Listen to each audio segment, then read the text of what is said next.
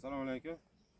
Ushbu loyiha Xalq banki hamkorligida Qashqadaryo viloyati Koson tumani Galan muhitida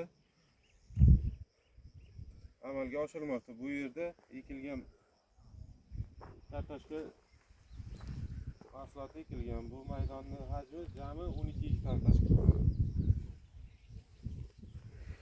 Loyiha bu yerda ekinlar zamonaviy usullar bilan parvarishlanmoqda. Hozirgi kunda uni pishqan va gullash arafasida. Ekinlarni yetishtirish 90 kun davom etadi. Yetishtirish jarayonida sug'oriladi, tabiiy va mineral o'tlar bilan oziqlantiriladi. Ushbu loyihada 12 ta dehqon xo'jaligi biriktirilgan bo'lib, har bir dehqon xo'jaligi uchun o'rtacha 1 gektardan 4 keladi. Loyihani amalga oshirish uchun lider tadbirkor biriktirilgan. Bu loyiha bo'yicha har bir gektarga 10-15 tonnadan kartoshka hosili yetishtirish rejalashtirilgan.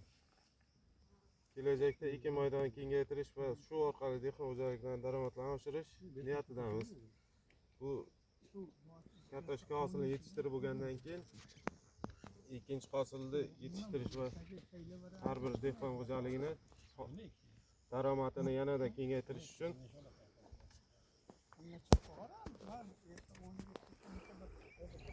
chora-tadbirlar ko'rilgan.